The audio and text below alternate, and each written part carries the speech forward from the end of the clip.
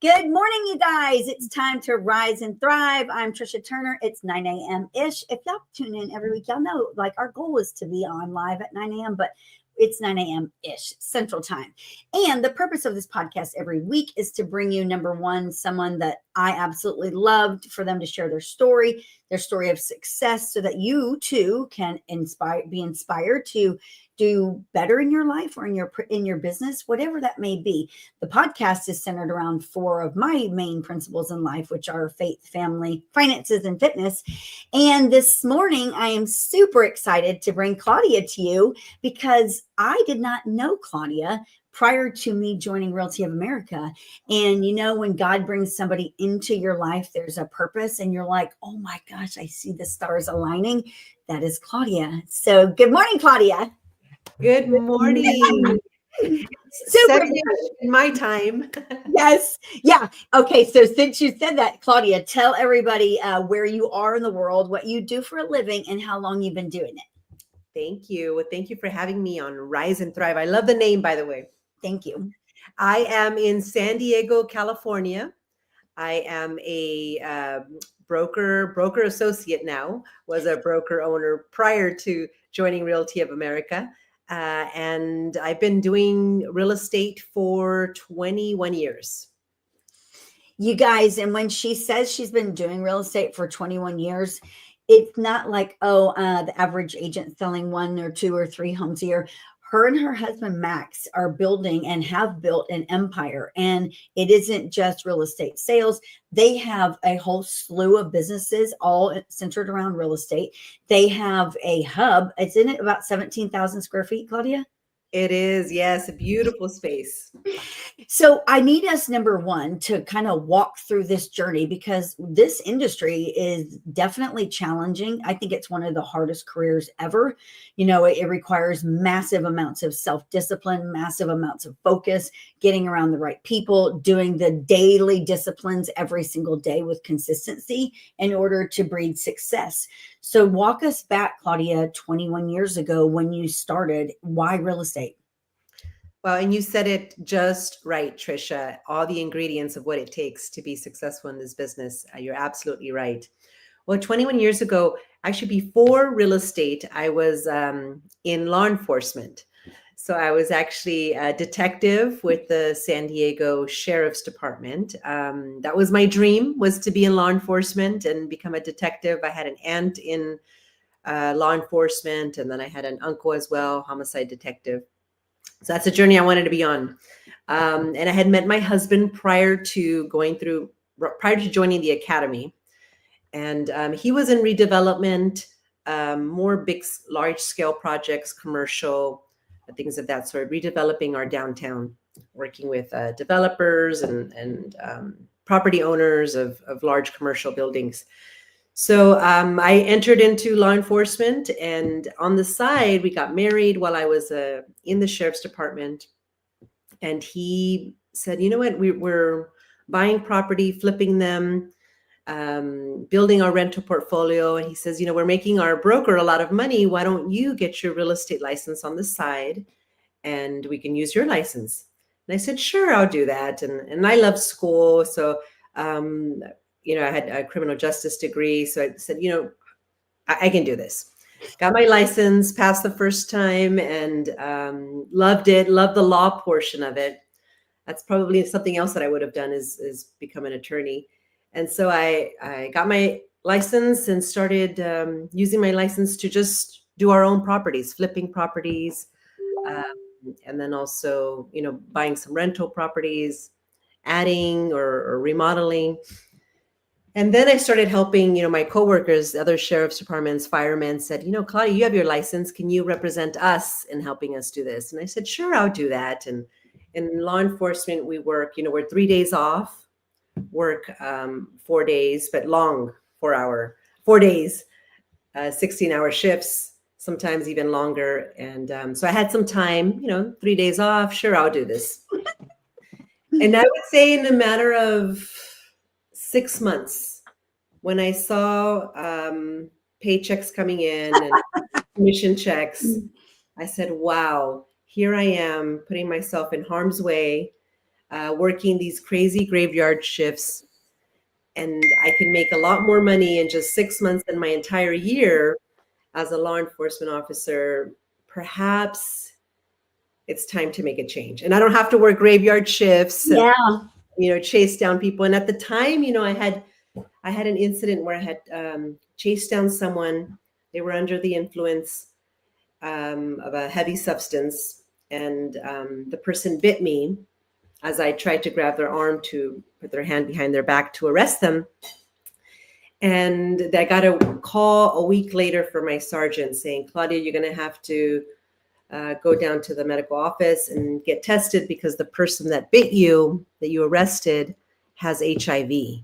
Oh, wow. So that was a huge scare for me. So all of this was happening at once. Wow. And luckily, after many tests, a year of testing, I was fine and everything was negative.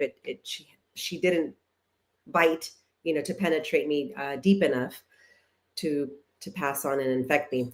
So I said, what, that was a scare. And at the same time, that was a push for me to say, let me change careers. And that's how I got into real estate as a single agent. And we wanted to have a baby. So shortly after that, I got pregnant. And, exactly what you said, Tricia, I just applied the same discipline that I had.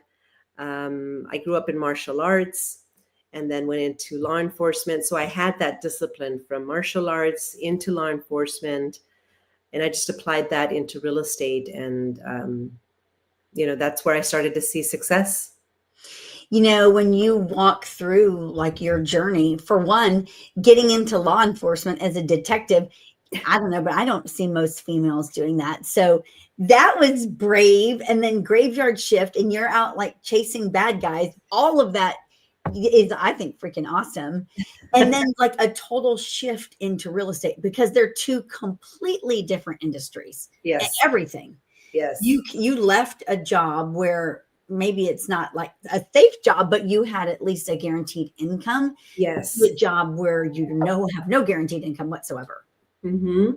Or, even after you put in your years, you're going to get a pension, you're going to get something that's going to keep giving you money.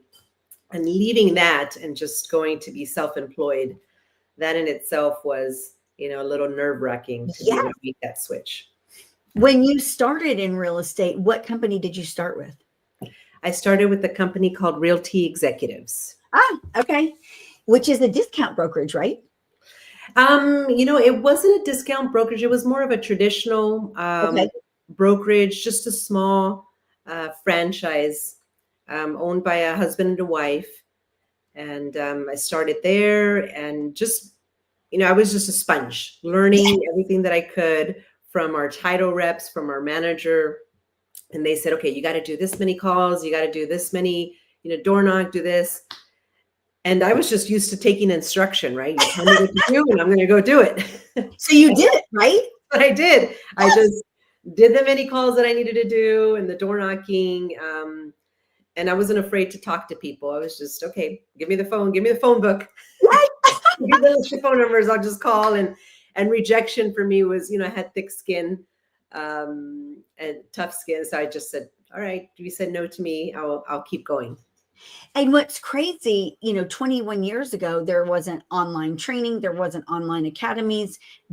Like real estate has changed dramatically in the last 21 years.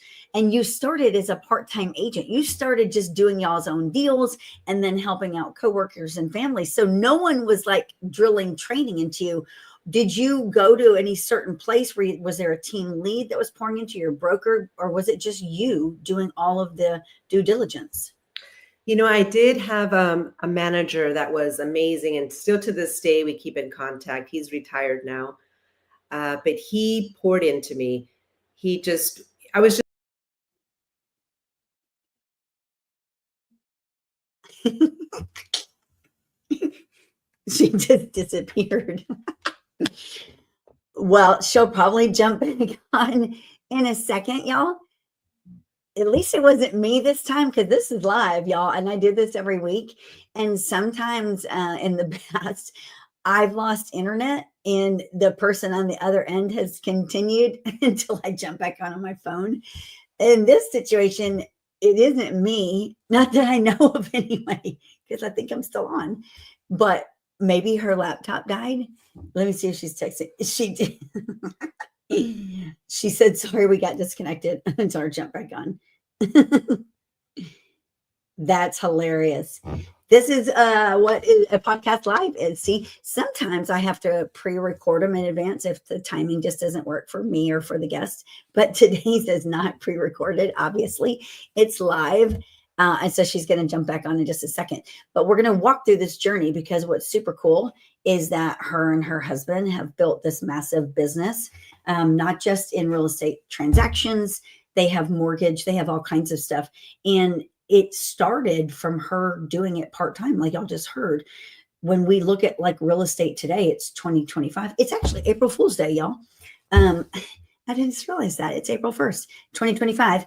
When we look at real estate today, we just ended first quarter of 2025. And thankfully, real estate sales are a little bit more than they were in year over year 2024. But when we look at our real estate sales as a whole, the last couple of years have been really challenging. Well, back it up 21 years ago. What was real estate like then? It was completely different. I too have been in it about 21 years. And when you look at how things have changed and how things have progressed, the formulas remain the same.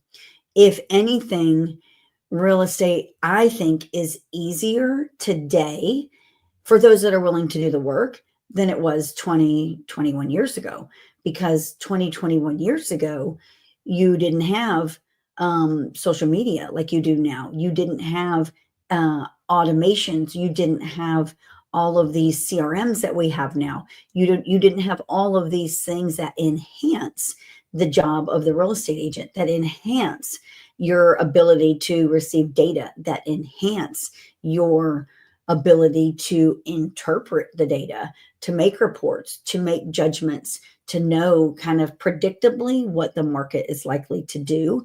And when you look at, like when you're working with sellers, I teach a lot on working with sellers. And so when you're working with sellers, well, what is the market expected to do? Did you know that most homes are listed in March and April and sold in April and May historically? However, we haven't really had a normal market since COVID. So if I am a broker or a real estate agent, then I got to predict these things, right? Here comes Claudia. Let me bring her back in here. Resume.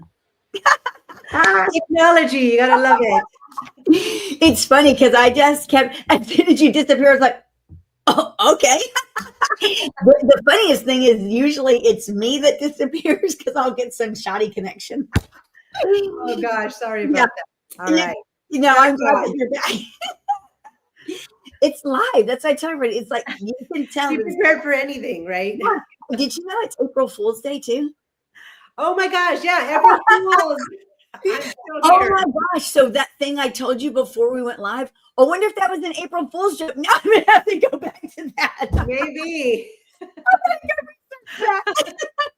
Oh, crap. All right, y'all, we're going to get back here. Okay, Claudia, I was telling them while you were gone, like for you 21 years ago, like I think real estate today is easier if you're willing to do the work. Like 21 years ago, you didn't have social media, you didn't have CRMs, you didn't have automation. So as you started growing at Realty Executives and doing your own thing, where did it go from there? Like, when did you start going, you know what, I'm going to add a team or I'm going to get a buyer's agent? How did that transform? Well, I quickly, I started closing transactions and then got Rookie of the Year, and then started even being asked to teach a class so early on in my career. I remember I got pregnant, I was breastfeeding, but I remember bringing my baby to the office and I was calling, putting her in a stroller, going out, door knocking. Yep. I was just committed to, hey, I'm going to do this. I used to work 16-hour shifts. This is a piece of cake. I could actually work during the day and just talk to people and help people out. So I just loved what I was doing, whether I had a baby, on my side or whatever it was. I was just out there. And so then I started seeing the success coming in, right? Closing the transactions.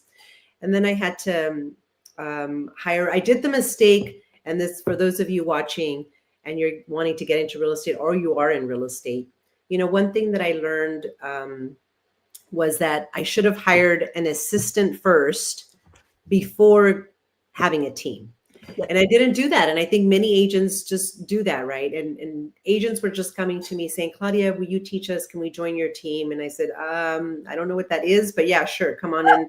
I'll show you. And then my manager says, well, you can ask for a percentage, from the team member if you're going to help pour into them. And I said, okay, great. That sounds wonderful.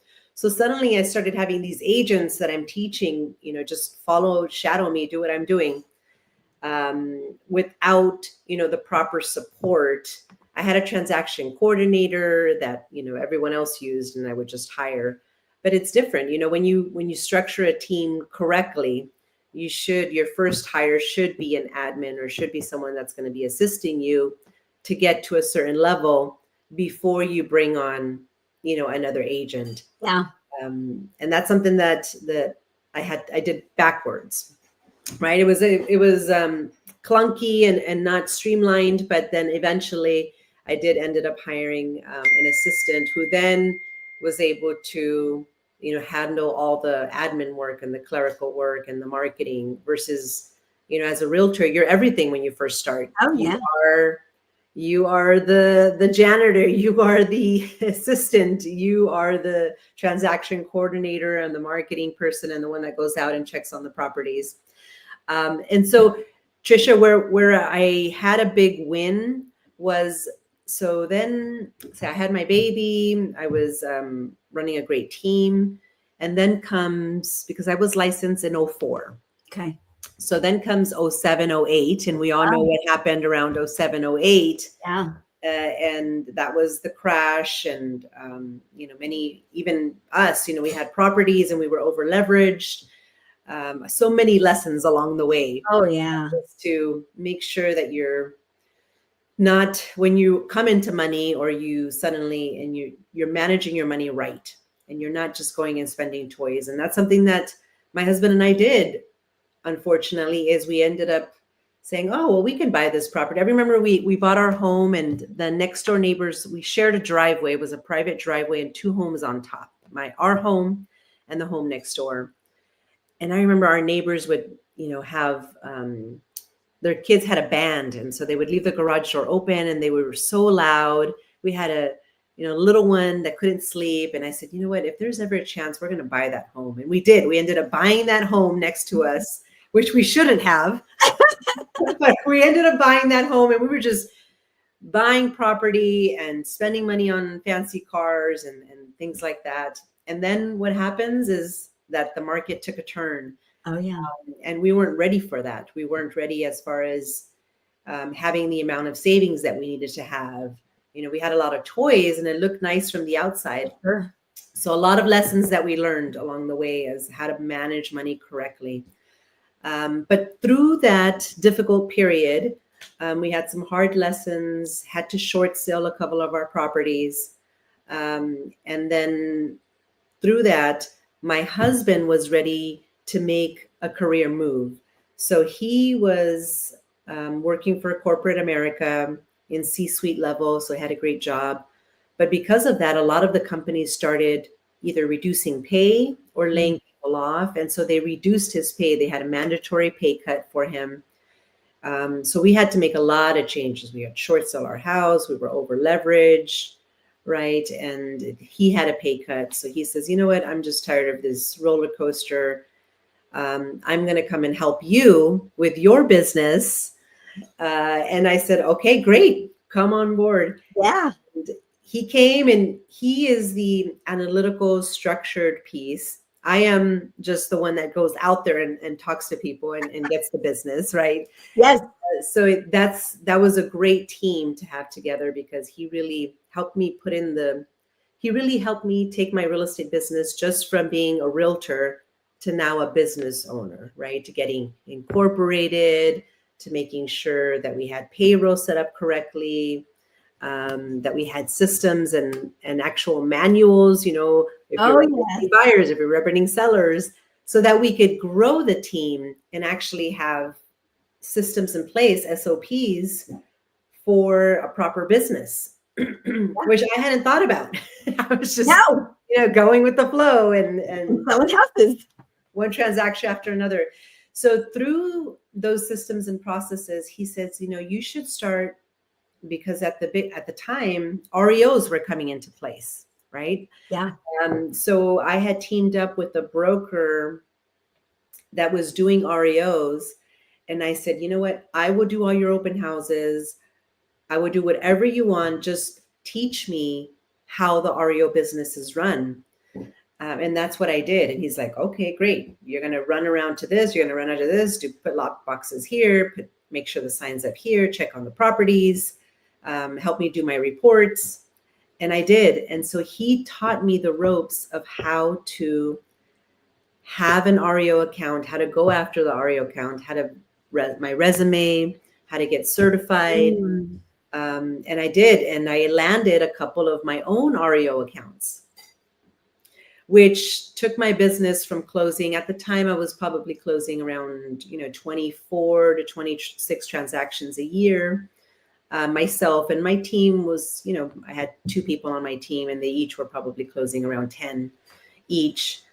So I went from that type of business to now handling massive REO transactions. At one point, I was handling over 100 transactions, in 1 year. Yeah. So that requires a whole different setup, right?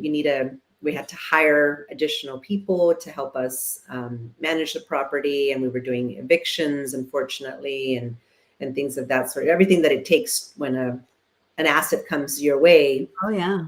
Cleaning it out, to changing locks, to meeting sheriffs at the property. So I got to meet some of my friends. It was funny, kind of full circle back, doing a lot of sheriff lockouts. So it really took my business to a whole different level. And we were doing great and growing the team and hiring, more admin. And now my husband was in place. So it was a true business that we were running. And at the time we ended up going to Coldwell Banker. So we were at a Coldwell Banker for a while. The owners of that franchise were our friends. Okay. Yes. Coldwell Banker is like, I was at a Coldwell Banker too at one point too, but when you think of it now, it's like, it seems like such an old school model, doesn't it? Mm-hmm. Oh yes. Now, if we knew then what we knew now, what type of a company that we're at now, yes, we would be in a much better place. How long did y'all stay at Coldwell Banker? We were at Coldwell Banker for, I would say, a good probably 3 years. Before we started, we were actually we were teaching at the Coldwell Banker, and agents just kept coming up to us and saying, can we join your team? Can we join your team?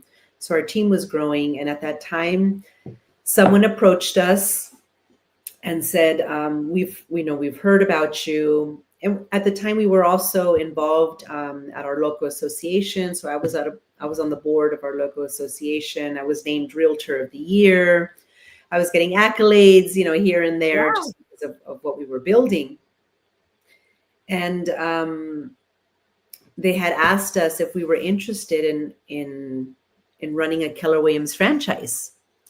So they came to my husband and I, and at the time, I never thought that I saw myself running a brokerage. Yeah. I said, we're doing great. We had our systems down, representing clients and growing the team and teaching and coaching. And my husband, of course, being the entrepreneur that he's at, he's owned several businesses, as well as corporate America. He's owned restaurants and bars, and we've invested in, like mailbox, etc. places and dry cleaners and things like that.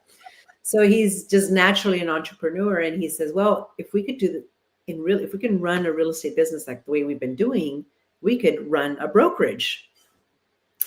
And I said, oh, well, okay, sure, let's try it. So I was a little reluctant on it, just because everything was working so great, right? And the thought of scaling and being responsible for more people, in my eyes, I was like, whoa, I already got to manage my own emotions and Yes. a few more. And then now, taking that. But I said, okay, as long as I have my husband by my side, he knows what he's doing. Let's go for it. And so it was a tough decision to leave our friends who were the owners of Coldwell Banker, the Coldwell Banker franchise, leaving to a competitor and Yeah. competing now with them. So that's why I was a little reluctant. And when we sat down to tell them that we were going to leave and start a franchise, a Keller Williams franchise on our own, just from scratch, that's a moment I won't forget, because I remember them telling us, we'll give you ownership. We'll let you run an office, just stay with us. And that would have been the easy thing to do, right? Sure. You're comfortable, you have friends, but we knew that if we really wanted to take our business to the next level and impact a lot more people, that we would have to, go on our own. And we saw things that, the way they were running the company was different than the way we would run a company. Yeah. We were a very much agent-centric company where we had, the agents involved in decision-making and forming a board. And that's what the company that we were going into allowed for, that is having a board of agents that would have a say-so in the company. And that my husband came from that mentality of, collaboration and working together, and not just a top-down approach. Yeah. More of a collaborative space. So we had a vision of what we wanted the company to look like. And that's what we did. We went into a franchise model for 10 years. Oh my gosh. Yes. How many agents did you guys grow to? We grew it to 150 agents. Yeah, that's a lot. From just zero, from just our team, a handful of agents. During that time, were you in production still as well, or were you? Yes. Basically, huh? Yeah.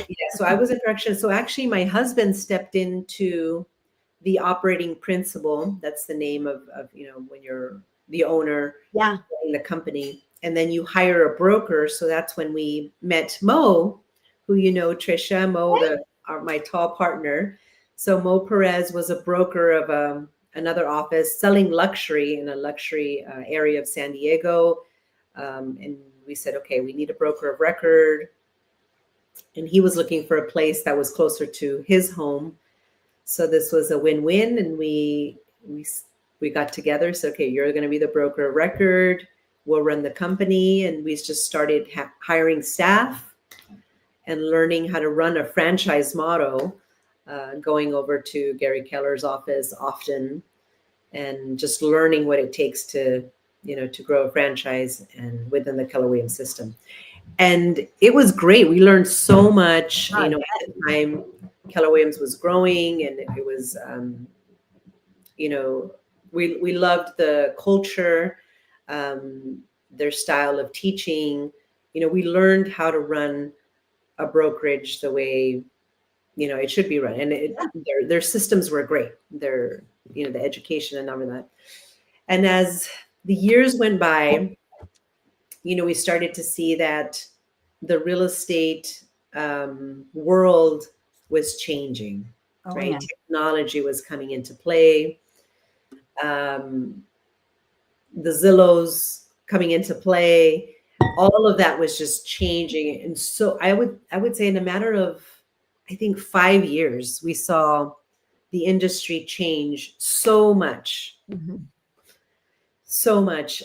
So we knew right about year 7, 8, we knew, and we tried to work with the leadership just to say, this is how this is what we're seeing. This is how the industry is changing. We're seeing a lot of these flat fee models come up. We're seeing, the EXPs type models come up. We were seeing the changes happen so quickly, in technology and all of this. And we just couldn't, the company, even though they were so big, it just wasn't changing and adapting fast enough to our real estate world. Yeah. And so we said, something has to change. Either if they're not changing it within, we're going to have to make a decision because our 10-year was coming up. So we were in our open look period where we could now exploring and looking at, were we going to renew for another 10 years? Were we going to step out? And a lot of our agents were starting to leave to some of those companies, because we weren't able to, even though they loved us, but just agents want to keep more of their money. They don't want to, and different type of training, so when you're training to something that was 20 years ago and you're not changing and adapting to what's happening today, to today's market, agents start to look somewhere else. They do. That's going to give them, that change. So we started to see, and during that time, I would say, well, we also started mortgage and we started escrow. So which was nice because we said, well, why not control all the variables and start a mortgage company, start an escrow company. The escrow company, we partnered with a title company that helped us get started. It's very difficult, especially in California, to get that going. So they helped us out kind of the first couple of years. And then also the mortgage, we also partnered with someone on the mortgage side to help us launch the mortgage division. Do you still have those partners today? For the escrow side, no, they were only on board to help us like the first year, and then we took it over. So escrow, we do it all on our own. And then the mortgage, we learned we had a different partner. So that's another story. And so at the time during, before, I would say back up a little bit, before we were year 7, 8, thinking that we needed to make a change, my husband, I started playing a bigger role in coaching and attraction and bringing agents on. And so my husband said, it's time now as the market is shifting for you to step into leadership. Mm-hmm. Yep. And so I was ready. I said, I'm ready to step in now to the operating principal role versus just, representing clients and representing sellers and teaching. So I said, I'm ready. And at the time, our partners in the mortgage industry, they were males. So we had 3 male partners and then myself. Right, my husband, 2 other male, actually 3 other male partners, Mo, and our 2 other male partners who were on the mortgage side but still involved in the real estate. Yeah. And they told me at the time, Hillary had just lost the presidential election just prior years, right? The first female to run as president. You like her? She was first female. Yeah. Right, to be on the presidential ballot. So she had lost. And this is the line that my then partners said to me.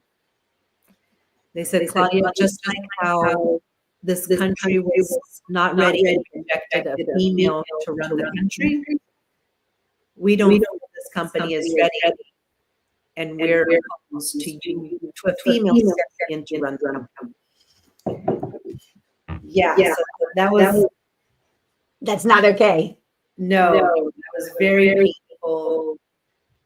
And for the first time in my career, even though I had built a big business, I was a leader. Because of those comments from my partners, it just, I would say, it's one of the lowest points of my life where I started to doubt. I started to doubt my abilities. I started to doubt my career. I had poured so much into this business, and for them to turn around and tell me that that you weren't good enough. It was very tough. I bet. So what did you do? So I had to make a decision, right? I had to either say, you know what, let me just back down. Maybe they're right. I had to make a decision whether to believe them. Yeah. Or to stand my ground and to say, you know what, maybe this is not the right partnership. And so my husband and I sat down and we talked, and of course my husband was, furious. And so we had to make a decision to leave the partnership. And we left hundreds of thousands of dollars on the table making this change.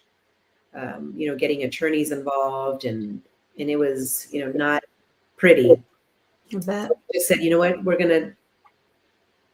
this is not the right partnership. I'm going to believe in myself. I know I can do this. We can turn this company around. And that's what we did. So my husband supported me. We shook hands and we parted ways.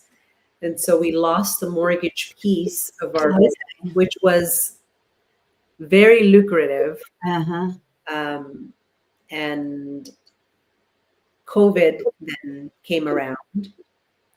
So it was now COVID time. And we said, wow, this was a chance for us to reflect. It was like everything was happening. Oh, yeah. Our partnership had changed. The real estate industry was shifting. Our franchise was coming up. And then COVID hit, which gave us all time to reflect in what we all wanted to do. I think it was a time for everyone, the entire world to stop it down. What do we want to do with our lives? Yeah. And so, we did some reflection and we said, we looked into EXP. And we had long conversations with EXP. We had long conversations with Real Brokerage. And those were, pretty much our only two options then. It was either going independent. And we did. We actually had to make a quick move. And because we weren't sure which route we were going to take, we decided to go independent for a bit. So our 140 agents probably at the time switched over to us independent. They followed us. All of them. The franchise model, went independent. And then we were deciding what we were going to do. And at the time, because we had vacated a space next to us, that's when our current partner, our now partner who runs our mortgage, they moved in next door. And I was of a mindset that I'm big on manifestation, right? And putting it out, whatever you're putting it out, affirmations, things like that. It's very important. And I had gone through such a transformation, leaving that partnership of just self-development and working out myself, believing that you have what it takes. And so I was manifesting that we were going to come into the right partnership, the right people, the right opportunities. And it's going to happen. And I believed it strongly. No matter what, we're going to stay strong and it's going to happen. And so he ended up moving right next door to us. Wow. And he's an amazing person who we've now built a really big business on the mortgage end. But we ended up making the move and decided to go to Real Brokerage. Some similarities there, Tricia. Yeah, yes, definitely. And what's crazy is because you guys were in the franchise model for years, then you decided that the time had come to break away from that model. You went independent. Was it that you were researching? Because the cloud-based model is completely different from the franchise model. What made you guys start looking at that? Yes. And, we were doing, we were studying the market. We were looking at what companies were growing and what companies were losing. And back then we saw all the franchise models, those traditional models, they were on a decline. They were losing agents. Yep. Even when I was in the franchise, just one after another, we had market centers and people who had franchise models closing down, giving up their franchise, merging. We were seeing a lot of that. And for the reason that I mentioned, they just weren't able to make the change fast enough. Yep. And agents, as the market and the real estate world was changing, they want to keep more of their money. They want to have different sources of income, revenue streams. So, it's tough when you're an agent and the market shifts or interest rates shift, inventory gets tight, and you're having to still pay monthly fees. You're having to still pay franchise fees. you have a high cap or maybe no cap at all, right? Coldwell Banker had no cap. Oh gosh, no. Keller Williams had a cap, but it was a high cap. It was Yeah. I think 25, 30,000. Yep. So they didn't have revenue share, they didn't have equity. So when we started looking to see where some of those agents that we had lost had gone to, they had gone to these cloud-based brokerages, because agents now through COVID learned, hey, we can work pretty much remote. We can work anywhere. We don't need a physical office to go into. Yeah. We could still do business online and through technology and meeting people places, or going to maybe your mortgage office or your title office, to meet a client. So the need for a big office or multiple offices, brick and mortar, was dying. Yep. Right. It was going away. We saw agents coming into the office less and less. So even when we opened back up, many of the agents were coming in less and less to the office. They wanted to have more of the training on Zoom, on this, right? Yes. We could all connect now and learn and do training online. So that's when we said, okay, you know what, that's the right model to go to, where agents keep more of their money. It's more attractive for them.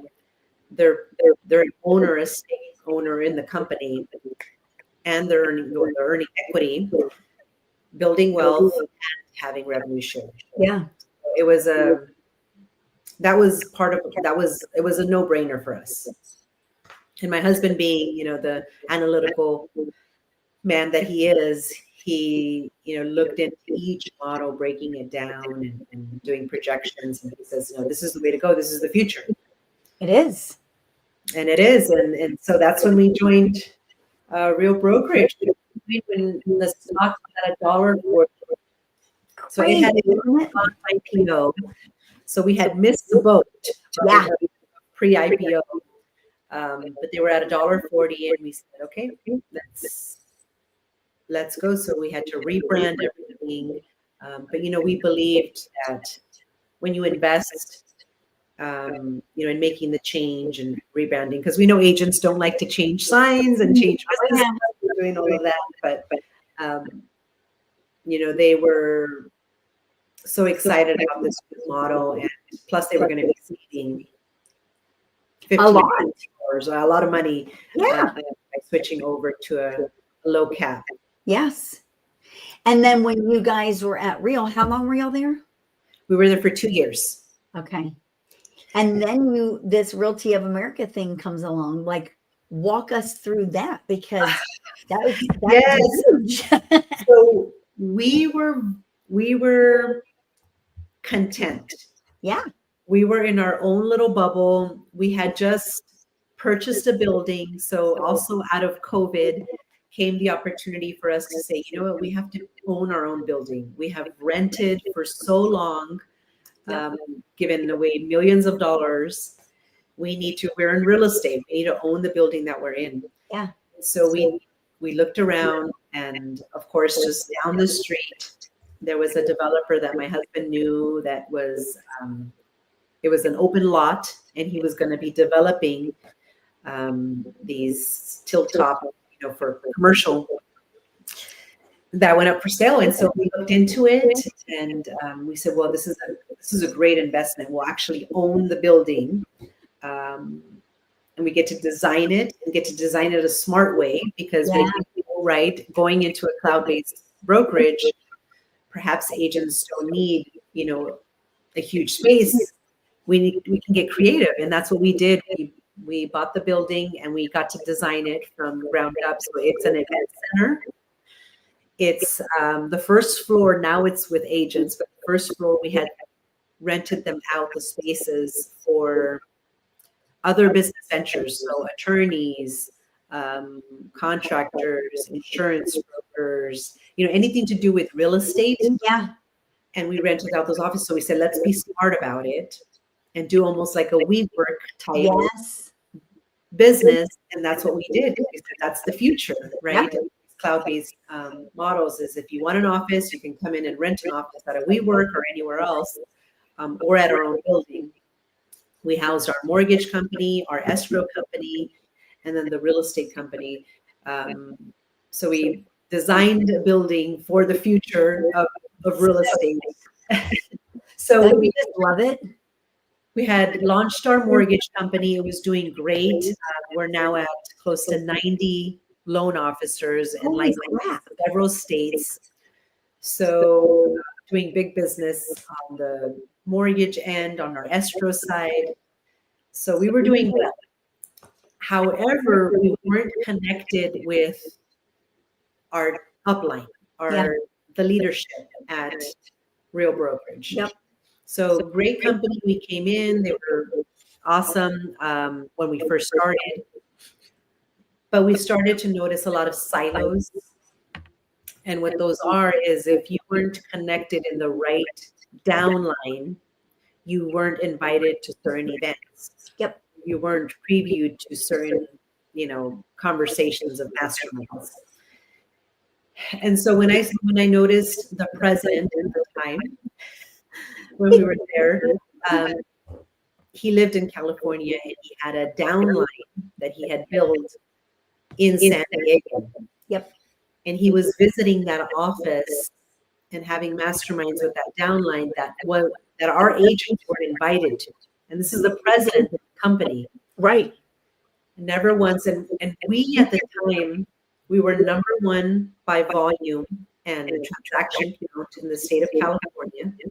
Not in San Diego, in the state of California. We were number 5 in the nation. It's crazy. So every quarter when they would come out with the top 25, we were always ranked, either first or second or third place. And then when the yearly convention came on, we were always ranked in the top. Yeah. Never once did we get a call from the president congratulating us. And we were in his same city. When he would come down, he never came to visit us. So, it did bother me. I bet. But I said, you know what? We're just going to keep our head down and we're just going to do our own thing. And Yeah. we're doing well. We don't need, them to get this recognition. We'll just continue doing our own thing. So that's kind of the situation we were at. We were content, I would say, but I didn't have any other option. Right. I knew I didn't want to go to EXP. Yep. It was a big turnoff. I just didn't like the reputation Yes. that company had built, and I didn't want to be associated with that. Yep. So we just said, let's just keep our head down and do our own thing. So with my business partner, which was my broker that I hired back in Kilauea, he was approached by Eddie and Mark through NAREP at a NAREP convention, and they came to him and they thought that he was running our companies. Okay. Person. They didn't know that he had partners, which Yeah. was myself and my husband. And they approached him about, the name Realty of America. They didn't have a logo. They didn't have a model. They didn't have the cap. They didn't have anything. They just had this concept that was So he was, of course, all excited because he knew who Eddie and Mark were and the big businesses that they had built. So he was excited, and he had met Victor Nino and all the big players that were involved or getting on board in building Realty of America. So when Mo, my business partner, brought it up to us, I shut it down. I said, I'm not interested.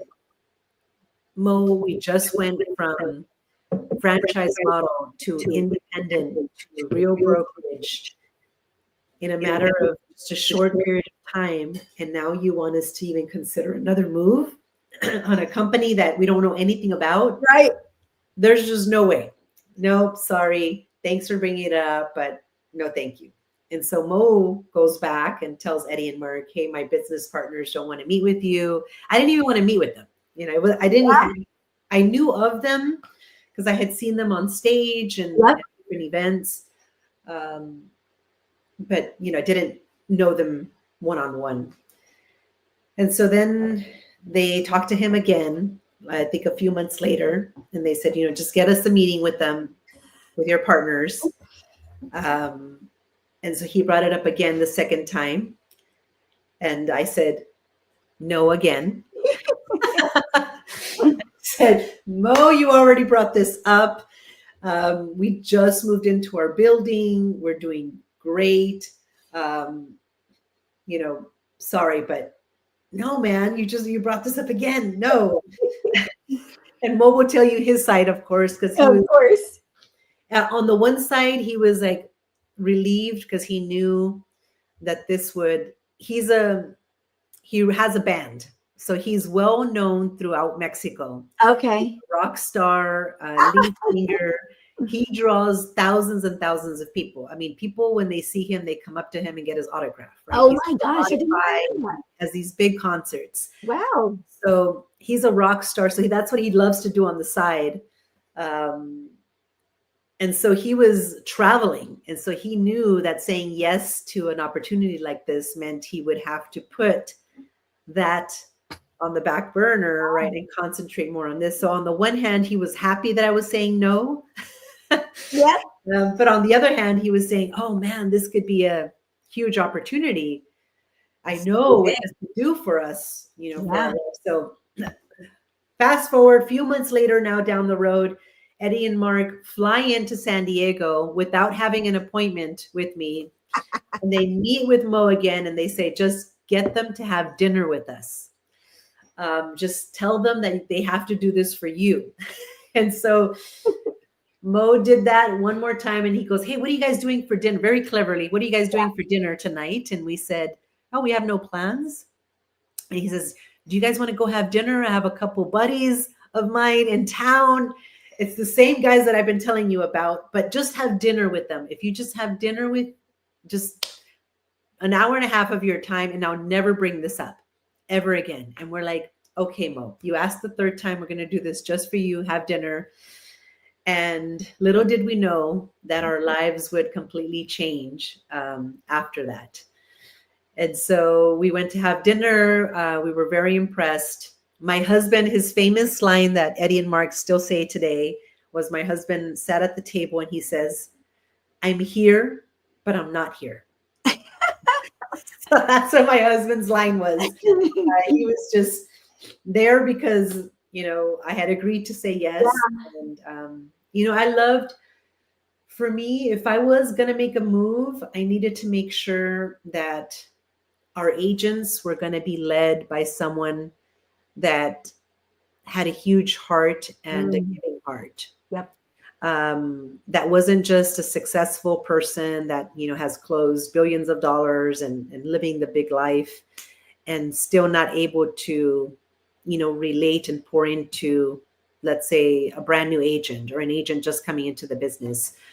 So when I learned that Eddie was having his career nights and he would, so much that he has done, bringing people outside, people who were Uber drivers and waiters coming into the business and helping them, make lots of money. Yeah. And he had turned, he had a goal of, making 100 millionaires and now, centimillionaires or whatever he's wanting to do now, that he had done that in his company when he had Realty of Chicago. And that he had these big community events, right, where he would donate turkeys back to the community and backpacks in the community that he grew up in that, pretty much gave him the opportunity to build this big business from nothing, right, from having parents that were homeless into now being a successful businessman. So when I heard that, I said, okay, there's more to this company and there's more to this leader. I should pay a visit. So I got on the plane and went to visit Chicago just in a matter of 2 days. It was an expensive flight. But I said, you know what, I'm going to do this. Yeah. And I went and I got to hear the stories. And that's when I fell in love. And I said, you know what, this is a company with heart. This is something that's been missing where we're at. Yes. And even though we were not vested, right, because it's 3 years to vest, we were 2 years at Real Brokerage. So leaving meant that we would leave a lot of money on the table. Yep. So remember, we broke away from a partnership before, and we left lots of money on the table. Yes. And now here we are again, having to make another decision. But it just felt right. I had this, I don't know, when you have that feeling of this is it. Yeah. I knew that not only for us, because we were very comfortable, but I knew that this change would mean that a lot of our agents, their lives would be transformed. This would be legacy building for their families and for the generations to come. This was something that I knew that if we had the opportunity to be at Real Brokerage before it went public, or at EXP before it went public, and that now this company was being built by true leaders who had been boots on the ground, it was all the pieces coming together, right? It's like the superstar football players of one team, of all the other teams, all the all-star players, just coming together and building the super team that has never been done before. That's what this felt like.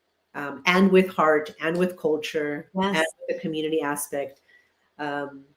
It had all the pieces going for it. And we said at 2 a.m. at a pizzeria, I shook out my hand to Eddie and I said, I'm in. I love that. Yeah. No regrets, right? No regrets.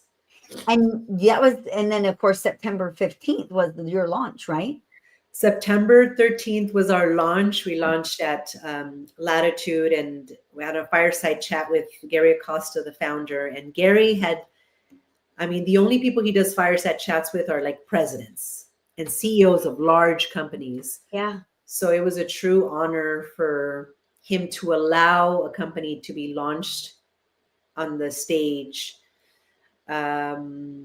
And yeah, it was a true honor, and everybody knew it because the last time they did this fireside chat, he does this with CEOs of like Nike, CEOs of large companies, or President Barack Obama, George Bush. That's the type of people that he has on stage on a fireside chat. Yeah. And he did that. He let us launch Realty of America then, and so we were part of that. And it's been, I tell you, we have yet to reach out to anybody yet. It's been everyone coming to us. Yeah. And every day we get those phone calls or messages. So we decided, now this is more than just a real estate company. It's a movement. It really is. It really is.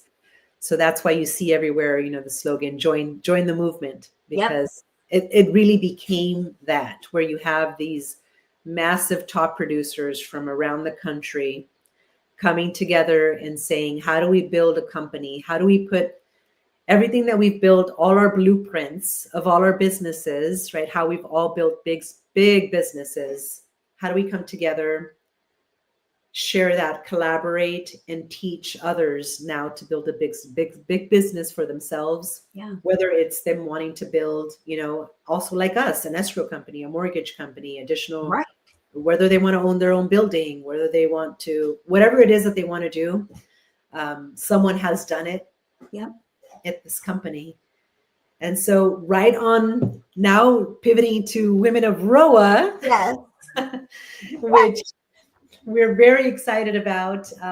And that started from a conversation at launch day on September 13th in a room with a couple of women, where we came together. And what we did is we came together to first talk about Realty of America, but we ended up just talking about life and about our journey and about everything that we went through. Even for me, I was a teenage, I was pregnant. I was a teenager, being pregnant. And I know I didn't want to be a statistic of going down a path, of, oh yeah, I wanted to do something bigger for myself. And I didn't want to let, that decision play a role into, what I was going to accomplish in life. Yes. So sure. there was many stories like that we just started sharing that normally we don't get to speak about.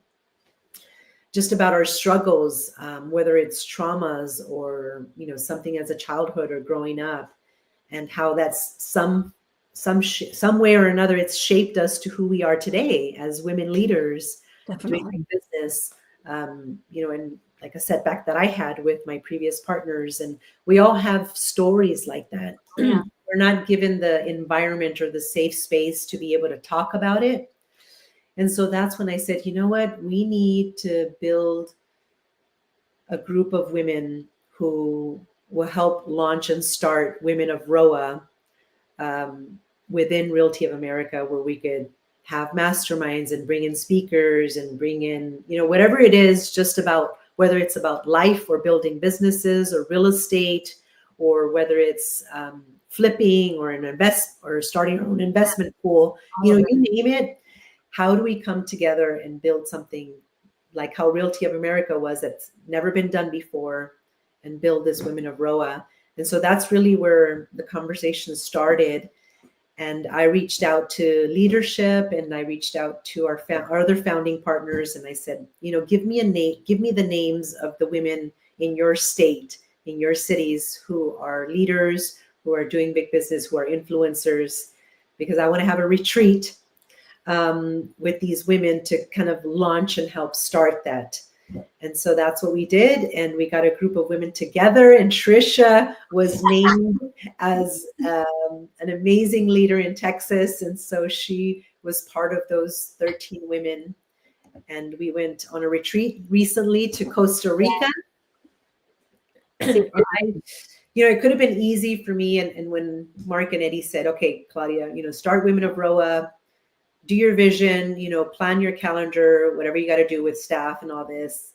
And I said, you know what? I don't want to do this just alone. I don't want to do this by myself. I need to bring in other women, because maybe I'm good at one thing, but there's something that Tricia brings to the table, and there's something that, Amy can bring to the table, and Pamela. So I said, I want to do this together, because everyone is part of creating that, and we form a board or develop chapters, we get to create that. I think it's a lot more powerful. So it was truly a life-changing retreat. Yeah, definitely. And I can't wait to just share that with everyone else, the nations, to all the women. And wow, I can already see it. How powerful and dynamic this group of women are going to be, how force we are. We are going to be the driving force to grow Realty of America whole new levels. I love it, Claudia.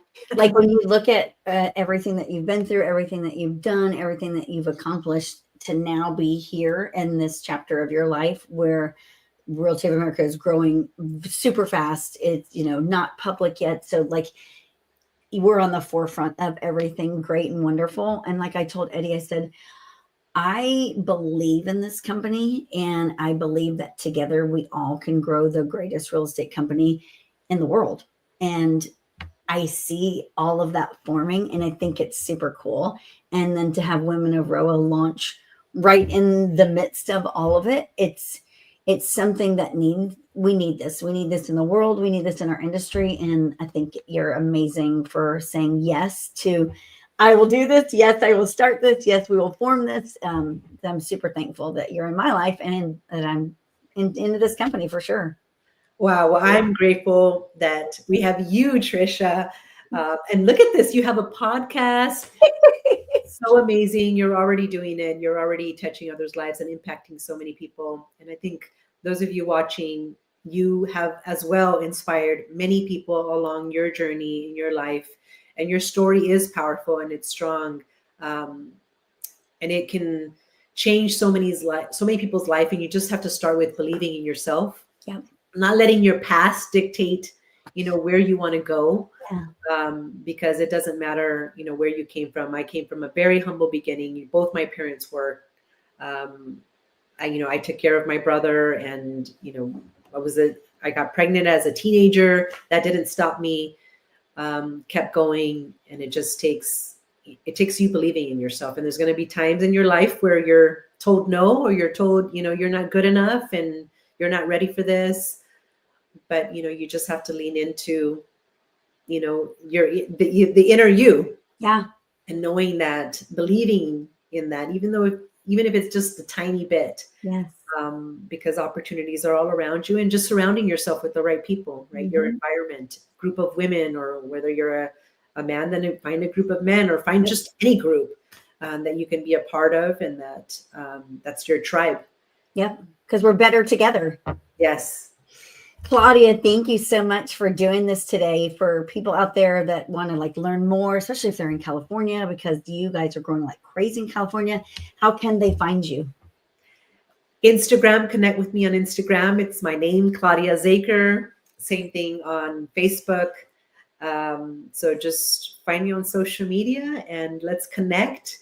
I look forward to inviting you to many of our future masterminds. We have events, mindset summits, all that happening throughout the nation with Realty of America, where you just come and learn from people who are doing things at a high level, whether it's social media and growing their business on social media, or through the luxury division, anywhere and anything, we have it. So look out for that. And it's happening throughout the nation. So tap into that, and then look on our social media pages. We're constantly posting. And if you ever want to learn more about Realty of America or getting into real estate, contact Tricia, contact myself, and we'll lead you down the right path. For sure. You guys have an amazing day today. Make sure and tune in next week. I'm not even going to tell you who the guest is going to be because it's not confirmed yet. But once I get it confirmed, I'll let you know, because it's going to be really awesome, just like Claudia. And remember, like Claudia said, believing in yourself is half the battle, and getting in the right rooms with the right people. I always tell everyone, pay attention to who you're paying attention to. Yes. Because when you get in the right rooms with the right people, great things can happen. Exactly. Yeah. Yes. Thank you so much, Claudia. Well, you're welcome. Yeah. Bye, guys. Bye.